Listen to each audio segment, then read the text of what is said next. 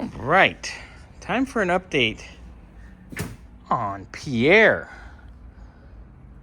the 72 Pierre Cardin AMC Javelin. The heads are back. Brian got the heads all done.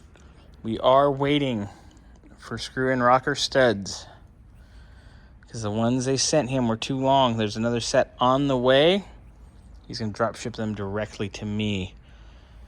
Going with that, here's our guide plates. Nice. Those are going to be awesome. Those, of course, are from Comp.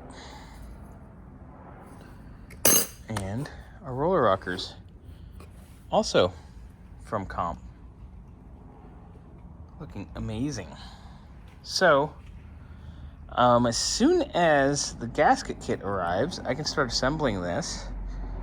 And then once I have the studs, I can measure for pushrod length and get those coming. And then we will be having all kinds of fun with Pierre. But just want to do a quick little Pierre update.